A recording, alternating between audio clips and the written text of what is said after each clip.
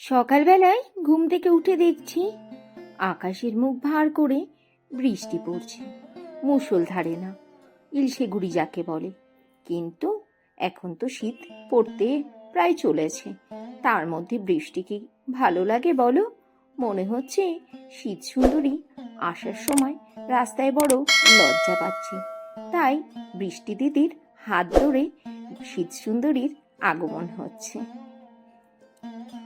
এখন ঘড়িতে বাজছে সকাল 8:30। আজকের ব্লগটা এখন শুরু করছি। হ্যাপি উইথ পিঙ্কি চ্যানেলের নতুন একটি ব্লগে তোমাদের সবাইকে জানাই স্বাগতম।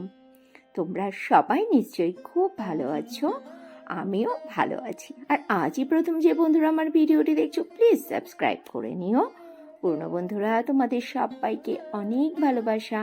ভিডিওটি কেমন লেগেছে সেটি অবশ্যই কমেন্টস করে বলো। লাইক করতে কিন্তু একদমই ভুলো না। আমার Instagram ID Pinky Saha 703। Please আমাকে ইনস্টাতে ফলো করে নিও। অ্যাবাউট আর ডিসক্রিপশানে আমার ইনস্টা লিঙ্ক পেয়ে যাবে। কাল সকালবেলাতেই ছোট ভাইয়ের ছেলেটাকে আমি আমার বাড়িতে নিয়ে এসেছি। আনার একটা বড় কারণ হচ্ছে ভাইয়ের বউ প্রচণ্ড অসুস্থ, ও গেছে ওর মায়ের কাছে। আর ভাইয়ের ছেলেটা বড্ড ছোট, আর ওর এখানে খুবই কষ্ট হচ্ছিল। না, বাড়িতে আদর করার লোকের অভাব নেই। ওর যে বড় মা আছে, মানে আমার বড় ভাইয়ের বউ, ওকেও বড় মা ডাকে। প্রকৃত অর্থেই ও হচ্ছে ওর বড় মা। নিজের সন্তানের মতোই ছোট ভাইয়ের ছেলেকে ও আগলে রাখে। কিন্তু তোমরা তো জানোই, রিসেন্টলি ওর মা মারা গেছে।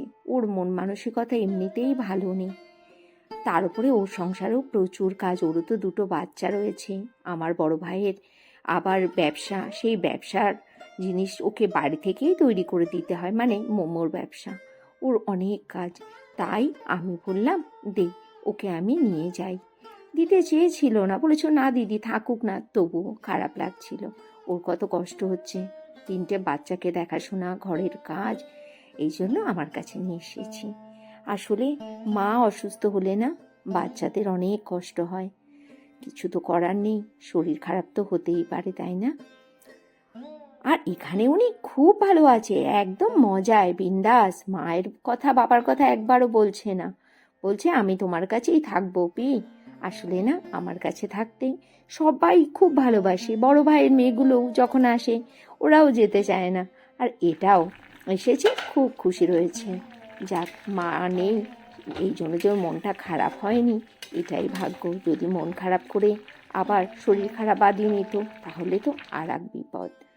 না, শরীর খারাপ বাদিয়ে নিত আবার কি, শরীরটা ওর এমনিতেই খারাপ, ঠান্ডা লেগেছে, হালকা হালকা জ্বরও আছে, একটু কাশছেও। আসলে সিজন চেঞ্জ হচ্ছে তো, ওই জন্য। আজ জানো তো, একটু কাঁচা কচু বাটা করব। মা সেই কচুটাকে গ্রেট করে দিয়েছে, আর আমি নিলাম নারকেলটা কুড়িয়ে।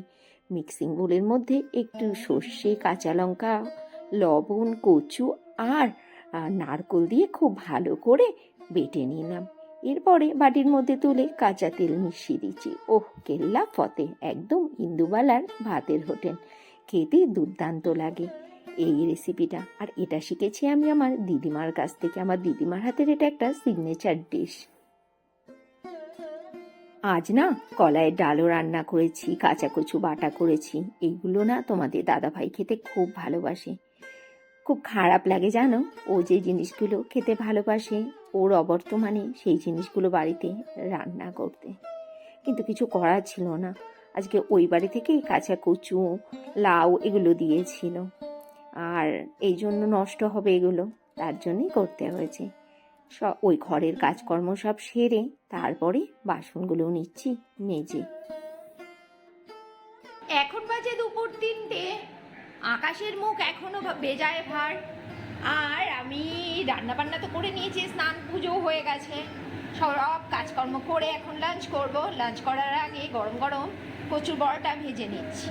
এখানে কচুর বড়াটা হোক, ততক্ষণে তোমরা দেখে নাও আজকে লাঞ্চ মেনুতে কি কি রয়েছে।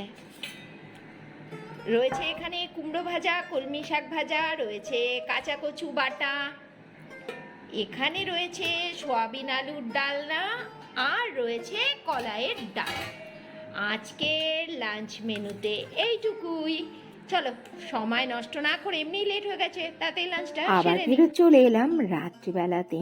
করে নিচ্ছি পরোটা।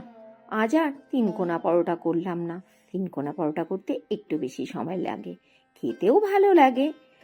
গোল করেই ভেজে নিচ্ছি। আসলে না, শরীরটা আর দিচ্ছে না, প্রচুর খাটনি সংসারের, মাঝে মাঝে শরীরটাও জবাব দিয়ে দেয়। আর এই যে ভাইয়ের ছেলেটা এসে ঘুরে বেড়াচ্ছে আমার পেছন পেছন, বলছে পি পরোটা হলো, আমি তো খাবো। চলো আজকের মতো যাই, টাটা, বাই।